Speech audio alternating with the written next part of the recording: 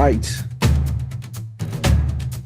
Hello and welcome to OSRS podcast, proudly brought to you by Ogun Security Research and Strategic Consulting, your trusted partner when it comes to cybersecurity, national security, and intelligence advisory. And here we are today. We never sugarcoat anything. We don't sugarcoat the facts, but at times we may wrap them in a little humor just to make the medicine go down smoother. I'm your host, Dr. Oludare Ogunlana. And in today's episode, we are diving into a serious topic that affects every Nigerian, our national security, or as some might put it, the security that seems to be missing in action. So I advise you to grab your coffee, just get a cup of your coffee, your chin-chin, or a kind of your preferred comfort snack. This will be enlightening, and at the same time, it's going to be uncomfortable. But absolutely, it is necessary. Nigeria is currently in an action thriller, but unfortunately, this is not Netflix. If you think it's Netflix, I'm talking about, no. And the danger is very real. From May 2025 to June 2025, we have seen the rise of what I call ransom economy. Yes, I call it ransom economy. And trust me, it is not part of our national development plan. Terror group, just like ISWAP and Boko Haram, remain very, very active. Why organized crime is booming like Lagos Party. You know Lagos Party? And despite our ballooning security budget in 2025, which of course could even fund a moon mission, the result of that budget remain elusive. Corruption, broken trust, systemic inefficiencies, all these are dragging us down like a WhatsApp group with full spam. But let me assure you, don't let us not despair at all. Other countries have walked this road and they actually survive it. Talk about Colombia, Sri Lanka, Northern Ireland. All offer important lessons. And if they can make it, so we can overcome this. Just that we need to be very active. We need to act now. And at the same time, be smart about that. We get to be smart about it. If we are not smart about it, we're going to remain in this kind of pursuit. And yes, a quick reminder. Let me remind you quickly that OSRS is not just about podcasts. We provide intelligence analysis, digital forensics, counterterrorism strategy, and training for law enforcement and public institutions.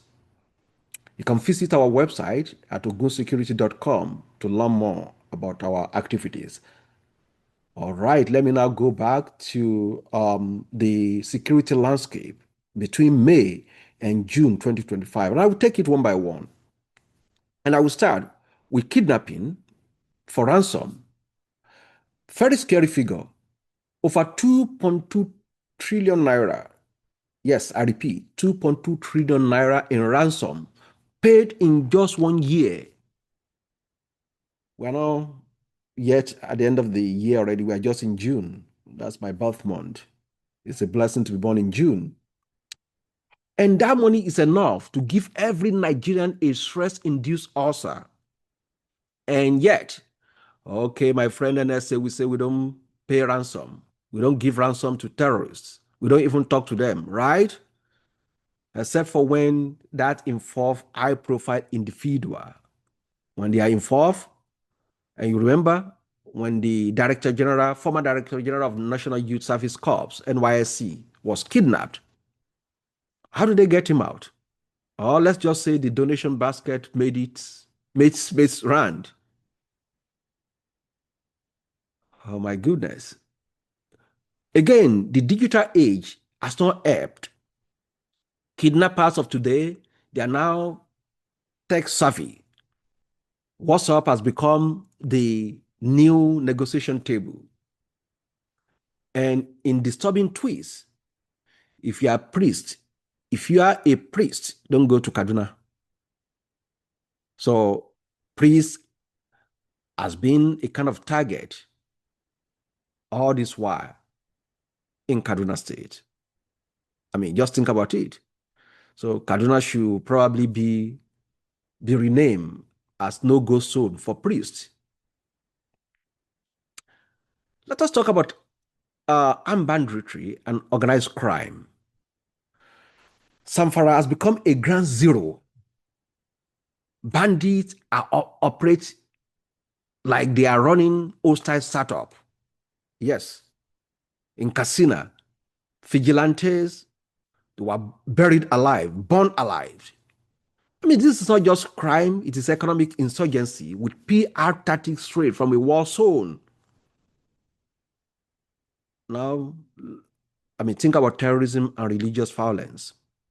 Again, ISWAP and Boko Haram, they are evolving like Pokemon. Yes, like Pokemon. But unfortunately, they're not becoming any less deadly. Yes, drone attacks, go and check. They are using drone now. Weaponized drone, just like what you see in Ukraine. I mean, they are recruiting via social media. Recently, I appeared in channels, TV, interview, panel discussion, where we talk about that. So now they are recruiting using social media to raise money and also to spread message of fear.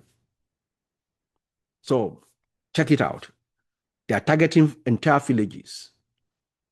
Sadly, that's the reality. You can also check that as well. And in the north, central region, so you see attacks that are tied to sectarian revenge.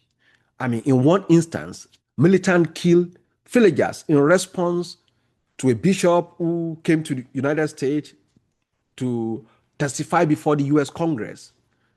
So imagine being punished for telling the whole world that, look, we are not safe here. What people must know what we are going through. They burned down the entire village, and up to now, nothing has been done about that. So sad. Think about violence from Lagos to Ibadan, from Delta to Anambra. Violence is now nationwide buffet, and everyone being served all the time.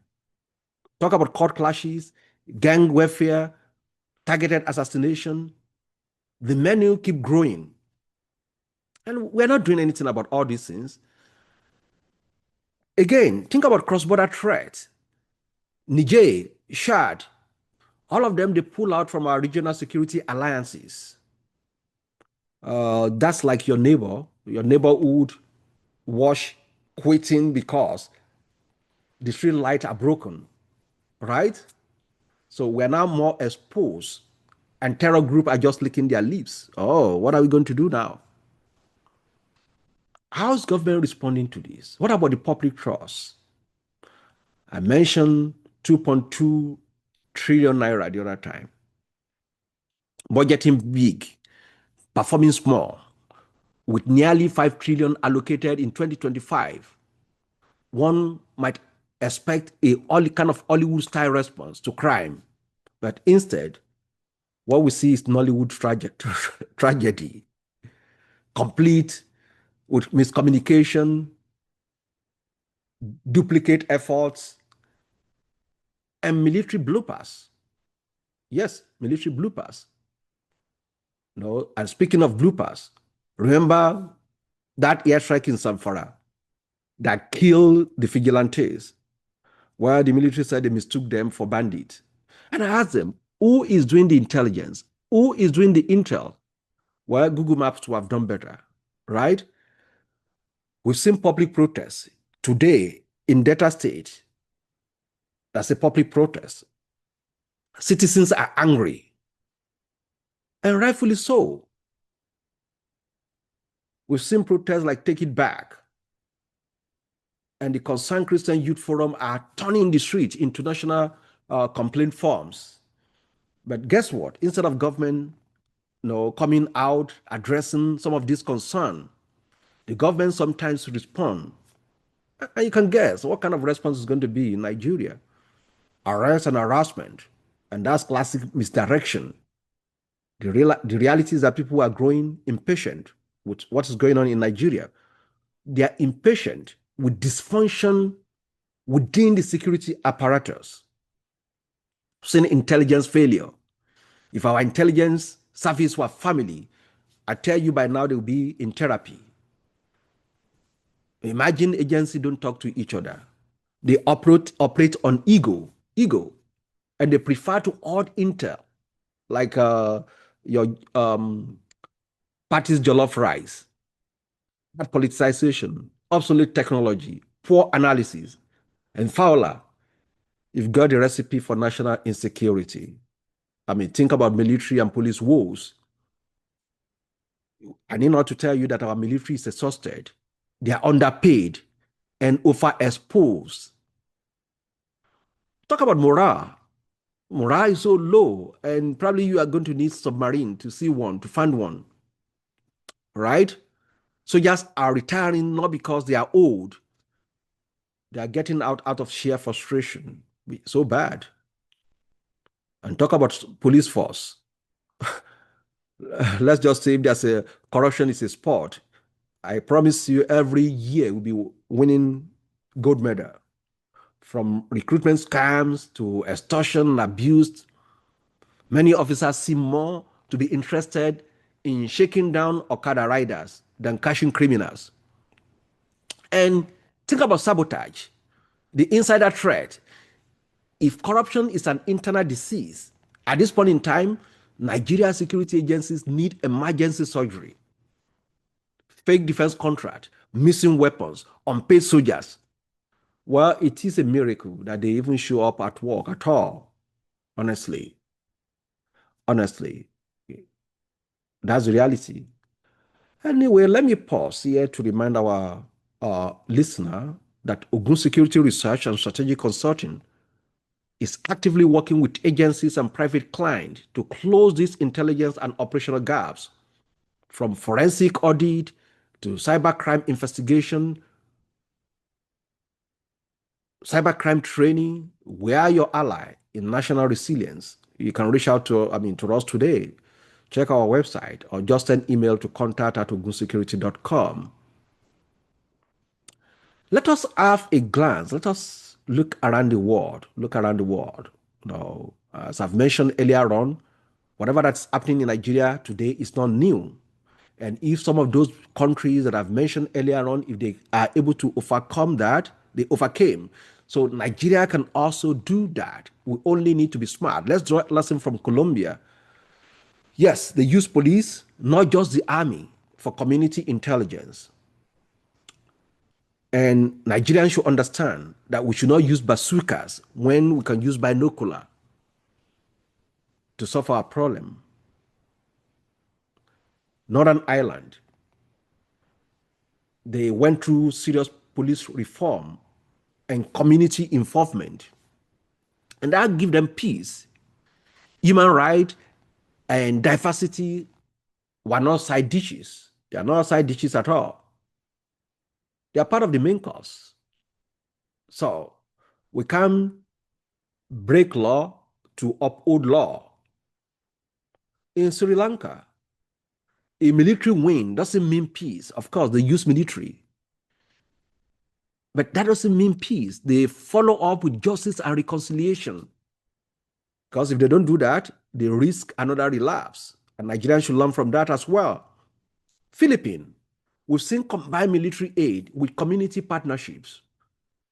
Winning the heart and mind means actually talking to them, not intimidating them.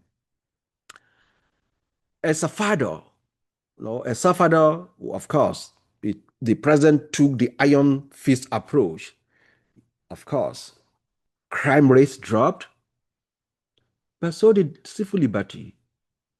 And let me repeat again, if you break the law to uphold it, then you've missed the plot. So in all these things, we can learn something from that. And that's one of the reasons I support the idea of the forest guard. Yes, the idea of forest guard makes sense. They can gather intelligence to support our military and our law enforcement. So now, as we are approaching 2027, how do we face all this problem? I will always recommend the first thing we need to do is to fix our intelligence agencies. Our intelligence agencies, they don't speak to each other. They need to share information. We need to give them modernized tools, and they have to dish this tough, what I call the tough wars. If Avengers can work together, so can the DSS, the NIA, the DIA, and different kind of intelligence agency. They can work together to achieve common goal. The police reform is long overdue. Obasanjo administration started one in the early 2000s, which of course make a lot of sense. We need to continue to hire based on skill, not because of connection. We need to train our law enforcement officer to understand modern threats and not just crowd control. And again, they need to be friendly. Use less pepper spray, but more empathy. And coming back to the morale, whether in law enforcement, whether in military, we have to feed our personnel. We need to pay them on time. We need to treat them like humans, not like hardware. They are not machine. Well, I know it's going to be a very difficult thing to end corruption, but we can mitigate that. All over the world, even in the United States, there's corruption. So, but that of Nigeria, we get to do something about it very urgently. Security force should not be the secret slush fund. So transparency is very important. Transparency is not just luxury, it is lifesaver. So we must do something to mitigate the corruption within the law enforcement and military and among the politicians as well. Community policing. Again, one of the reasons I support the idea of forest guard. No one knows a neighborhood better than its resident. So they have to use that knowledge. We have to engage them, and we don't need to alienate them. Regional cooperation is very important. We have to rebuild our alliances. We have to secure our border. We get to secure our border like our favorite jollof rice, jollof recipe. Tight, precise, and not open to any kind of freeloaders. And again, like people will say, an hungry man is an angry man. Economic solution is very important. We have to understand the reason for terrorism. Poverty is part of it. Insecurity thrives on poverty. Jobs, education, food security, these are weapons which of course we can use to fight the problem which of course we face in Nigeria today.